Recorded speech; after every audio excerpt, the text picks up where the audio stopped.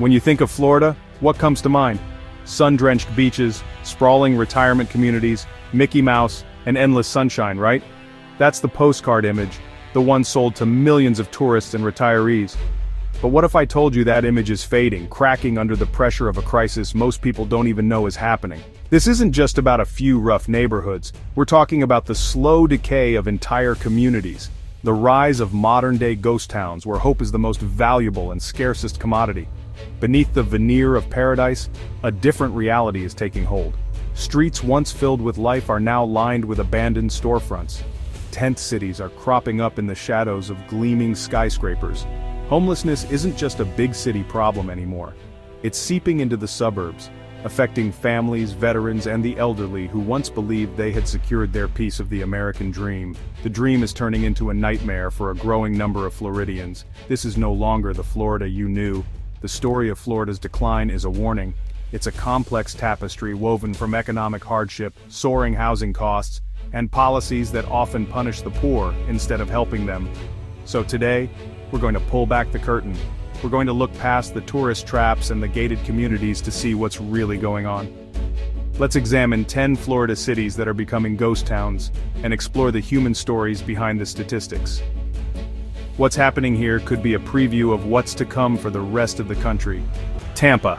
The name conjures images of a bustling port, a vibrant downtown, and the roar of crowds at a Buccaneers game. It's a city of commerce, a hub of activity on Florida's Gulf Coast. But just a stone's throw from the shipping cranes and the new high-rise apartments, you'll find a starkly different world. Here, in the forgotten corners and under the overpasses, a hidden city of the homeless has taken root. It's a jarring contrast, a tale of two cities existing side by side, one of prosperity and one of quiet desperation. The official numbers tell one story, but the reality on the ground tells another. Shelters are overflowing, with waiting lists that stretch for months. The city's response has been to create safe zones, designated areas for camping, but many see this as a way to simply hide the problem, to push it out of sight and out of mind. These zones offer a thin veneer of safety, but they don't address the root causes: the skyrocketing rents, the lack of mental health services, and the wages that haven't kept pace with the cost of living. For those living here, it's a constant struggle for survival. I met a man named David, a former IT technician in his late 50s. He lost his job during the pandemic and his savings quickly evaporated. Now his 2008 Honda Civic is his home. He parks in different spots every night, trying to avoid trouble with the police or locals who don't want him there. He told me, "I never thought this would be me. I worked hard my whole life. I paid my taxes. Now, I'm invisible." He spends his days in the library applying for jobs, but his age and lack of a permanent address make it nearly impossible to get a foot back in the door. David's story is not unique. It's the story of the new homeless. People who were once part of the middle class now cast out onto the streets. They aren't statistics, they are former neighbors, colleagues, and friends. They fight silent battles every day, for a safe place to sleep, for a meal, for a shred of dignity. They are caught in a system that seems designed to manage their poverty rather than end it. They are the human cost of an economy that has left too many behind. The port of Tampa continues to ship goods around the world, a symbol of global commerce and wealth. But for the thousands living in its shadows, it's a port of lost souls, a place where dreams have been shipwrecked. The city's glittering skyline casts a long, dark shadow, and in that shadow, people like David are just trying to make it through another night, hoping for a tide that will finally turn in their favor. But for many, that tide never seems to come. Orlando. It calls itself the City Beautiful, the magical heart of Florida, home to world-famous theme parks where dreams are supposed to come true. Millions flock here every year to escape reality, to enter a world of fantasy and wonder. But just beyond the castle walls and the perfectly manicured landscapes, the magic runs out. For thousands of residents, including an alarming number of children, the dream has become a daily struggle for survival.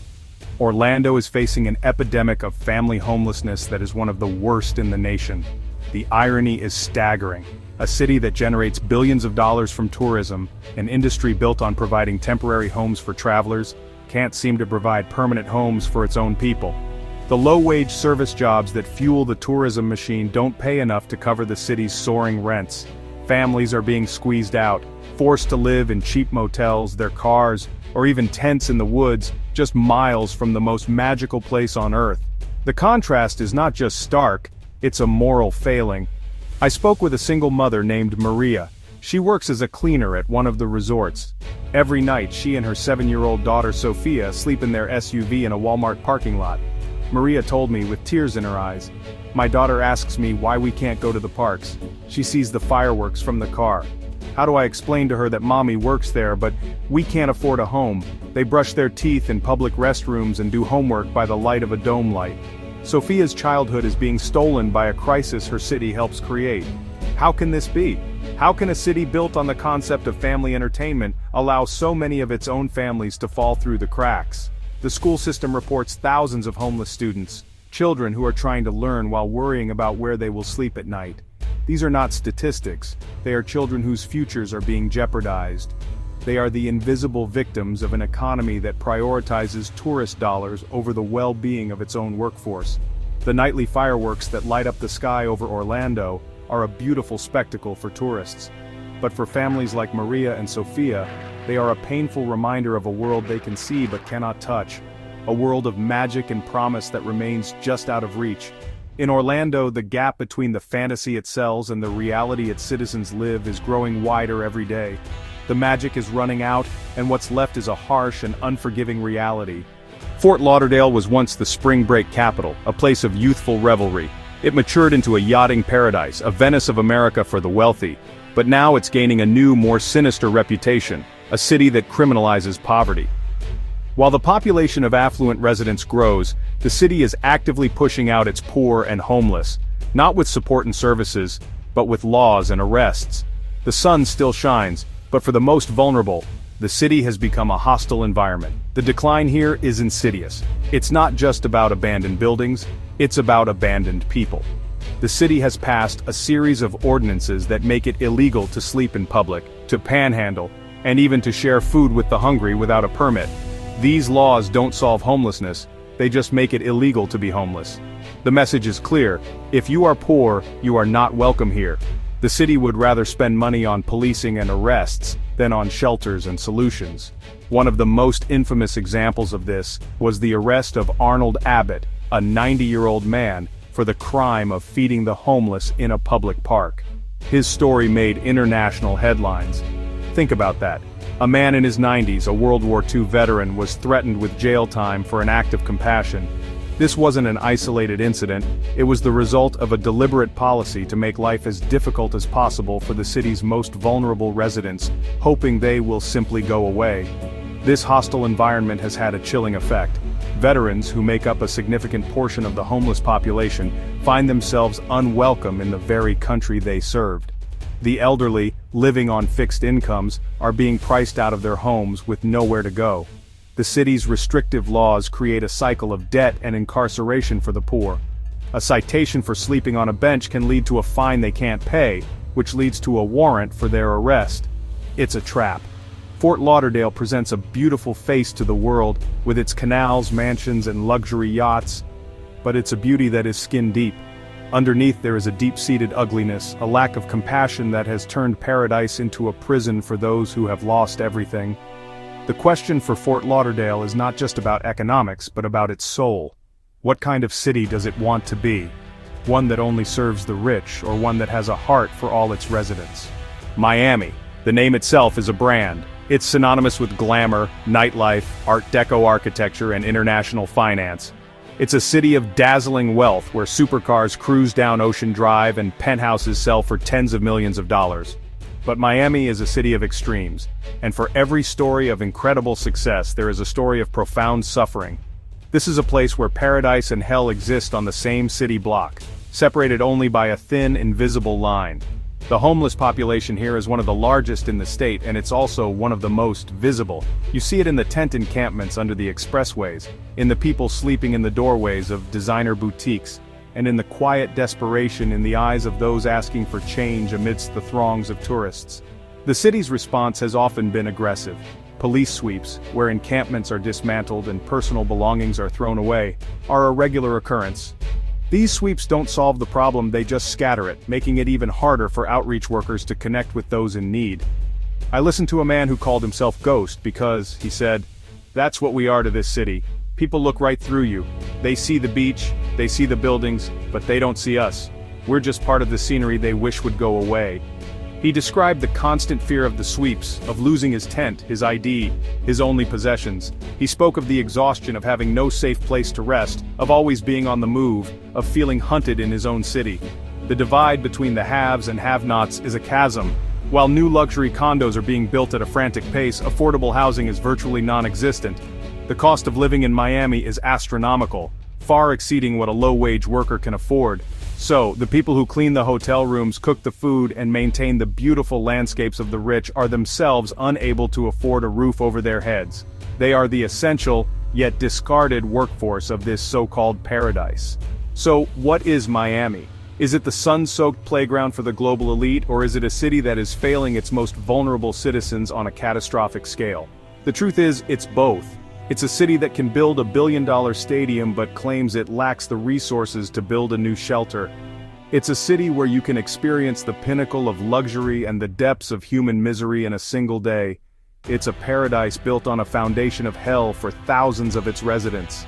Jacksonville is different from the other cities on our list. It doesn't have the glamour of Miami or the tourist frenzy of Orlando.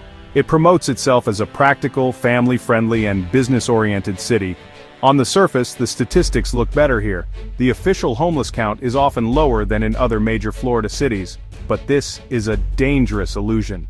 In Jacksonville, homelessness is not less of a problem. It's just better hidden, swept under the rug of suburban sprawl. The crisis here is one of hidden homelessness.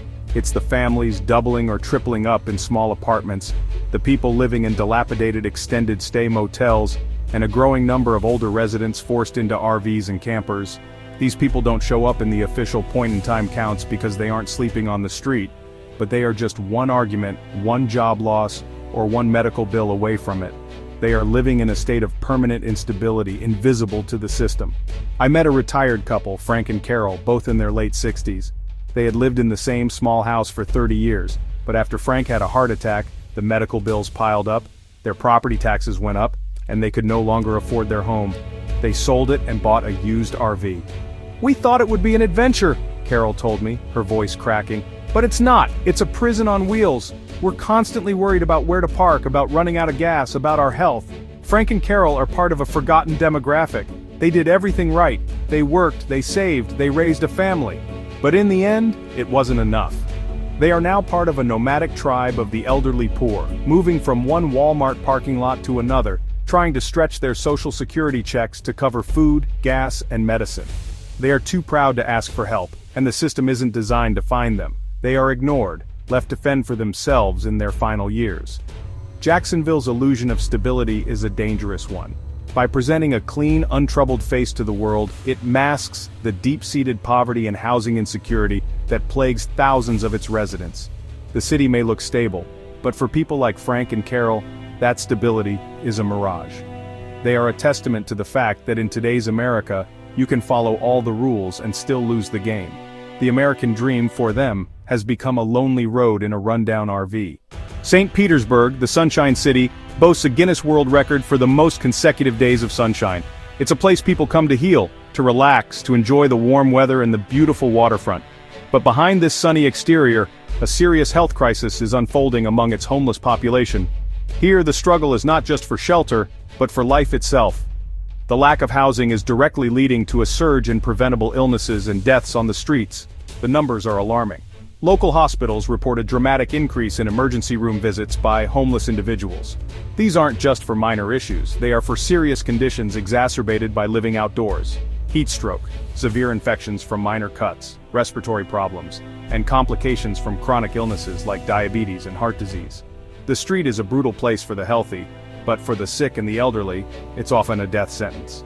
Think about the basic elements of managing a chronic illness. You need a clean place to store medication like insulin, which requires refrigeration. You need access to clean water and a safe place to rest and recover. You need a consistent diet. For someone living in a tent or on a park bench, none of this is possible. A simple condition that could be easily managed with a home becomes a life-threatening emergency. The city's shelters are constantly full, particularly those equipped to handle medical needs. This creates a vicious cycle. A person gets sick, goes to the ER, gets treated and discharged back to the street, only to get sick again. It's an expensive, inefficient, and inhumane way to deal with the problem. It clogs up the emergency services and does nothing to solve the underlying issue. The city has some programs, but they are overwhelmed, unable to keep up with the sheer scale of the need. The sun may be shining, but for the city's homeless, it's a harsh and dangerous glare. St. Petersburg is a city that prides itself on its arts, its culture, and its quality of life. But a city's true quality of life should be measured by how it treats its most vulnerable. The health crisis among the homeless is a stain on the Sunshine City's reputation. It reveals a system that is failing to provide the most basic human right, the right to be safe and healthy. In the end, the beautiful weather can't cure the sickness of neglect. We've talked about Florida's major cities, but the crisis isn't confined to them. Let's go to Palm Bay, a sprawling city on the Space Coast. It's not a place you hear about often. It doesn't have the tourist attractions or the global recognition of Miami or Orlando. And that's precisely the problem. Palm Bay represents the silent, pervasive poverty that is eating away at Florida's smaller communities, far from the media spotlight. This is one of Florida's poorest cities, but you wouldn't know it from official data. The data on homelessness here is sparse, almost non-existent. Why? Because the infrastructure to even count the homeless, let alone help them, is severely lacking. There are very few shelters, outreach programs are underfunded and stretched thin, and the sprawling, car-dependent nature of the city makes the problem easy to hide. People aren't sleeping on downtown sidewalks. They're living in cars parked in vast empty lots, or in tents deep in the acres of undeveloped scrubland. The poverty here is quiet but deep. It's the family choosing between paying the electric bill and buying groceries. It's the senior citizen watering down their soup to make it last another day. It's the single parent working 2 minimum wage jobs and still not making ends meet. Because there are no visible homeless encampments, the community can pretend the problem doesn't exist. But the teachers in the schools see it, the clerks at the food pantries see it, and the nurses in the emergency rooms see it. The lack of resources is staggering. If you become homeless in Palm Bay, where do you go? The nearest major shelter might be an hour's drive away, an impossible journey if you don't have a reliable car or money for gas. There is no central hub for services, no safety net to catch you when you fall. You are, for all intents and purposes, on your own. This is a city becoming a ghost town not because of abandoned buildings, but because of abandoned people. Palm Bay's story is the story of countless towns across America. They are the forgotten places, the ones that don't make the headlines. The poverty here isn't dramatic. It's a slow, grinding erosion of hope and stability. It's a silent crisis, and because it's silent, it's allowed to grow, unchecked and unaddressed, consuming lives and communities from the inside out. The absence of visible help is perhaps the most terrifying part of all. Naples, Florida. This is honestly the epitome of luxury. With its pristine beaches, world-class golf courses, and streets lined with high-end boutiques, it's one of the wealthiest cities in America. It's a paradise for the super rich, a gilded cage where the problems of the world seem a million miles away. But even in this bastion of affluence, the crisis of homelessness exists. Here, though, it's not just ignored, it's actively and systematically excluded. In Naples, there are no homeless shelters. Let me repeat that. In a city with a per capita income among the highest in the nation, there is not a single emergency shelter for homeless men, women, or families. The official position seems to be that if you don't provide services, the problem will simply go away. The poor are not welcome, and the city's laws and policies are designed to ensure they have no place to go. The laws are strict and ruthlessly enforced. Ordinances forbid sleeping in parks, in cars, or on the beach. Panhandling is aggressively policed. The message is crystal clear. If you cannot afford to live in Naples, you must leave. This creates a situation where people who work low-wage service jobs in the city, the cleaners, the landscapers, the restaurant staff who cater to the wealthy, cannot afford to live there and are forced into long commutes, or if they fall on hard times, into homelessness in neighboring, less resourced counties. This raises a deeply troubling question about the future. Naples is a popular retirement destination, but what happens to the retirees who outlive their savings? What about the elderly residents on fixed incomes who are suddenly faced with a massive medical bill or a huge rent increase? In a city with no safety net, they are utterly vulnerable. The paradise they retired to can quickly become a trap with no exit. Naples represents the most extreme form of this crisis, the deliberate creation of a community that is sanitized of poverty. It's a beautiful city, but its beauty is maintained by excluding the poor and the unfortunate. It's a gilded cage, beautiful on the outside but hollow and heartless on the inside. It forces us to ask, is a community that only cares for its wealthiest members truly a community at all? After visiting so many cities where the homeless are either ignored or criminalized, Gainesville feels different. As a university town, home to the University of Florida, there's a palpable energy here, a sense of social awareness that seems to be missing elsewhere. The city has made genuine efforts to address homelessness with a more compassionate approach, creating a one-stop service center and investing in programs that aim for long-term solutions rather than short-term fixes. The centerpiece of this effort is Grace Marketplace, a campus that provides not just shelter, but a comprehensive array of services: meals, healthcare, job training, and case management. It's a model that many other cities could learn from. The philosophy here is not to punish, but to empower. It's about treating people with dignity and giving them the tools they need to get back on their feet. It feels like a glimmer of hope in a state where hope is in short supply. But we must be cautious. Is Gainesville truly a haven, or is it just better than the rest? The problem is far from solved. The shelters are still full, and the rising cost of living is putting pressure on the city's resources. The influx of people from surrounding counties which lack services puts an additional strain on Gainesville's more humane system.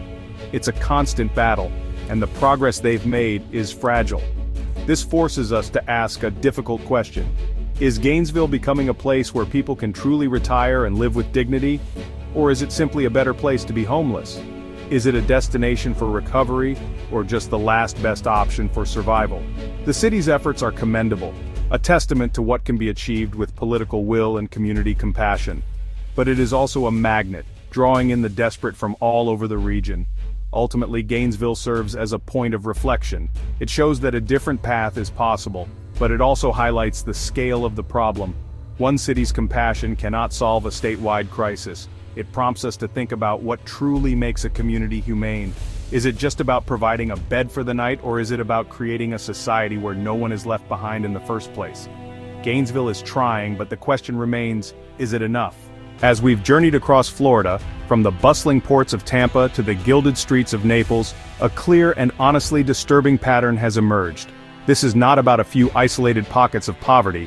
This is a systemic crisis, a fraying of the social fabric that is turning the Sunshine State into a landscape of ghost towns and lost dreams. The specifics may change from city to city, but the underlying story is the same. The core of the problem is the widening gap between the cost of living and the wages people earn. Housing, the most basic human need, has become a luxury item. The jobs that once supported a middle-class life no longer do. A single medical emergency, a job loss, or a rent increase can be enough to push a family or an individual over the edge, into a spiral from which it is nearly impossible to recover. This is the new, brutal reality for millions. What we are witnessing is the loss of community. In its place, we see policies of exclusion, criminalization, and neglect. We see cities that would rather hide the poor than help them. We see a system that manages poverty instead of eradicating it. The tent cities, the people living in their cars, the elderly forced into RVs, these are not just symptoms of economic hardship, they are symptoms of a moral and spiritual decay.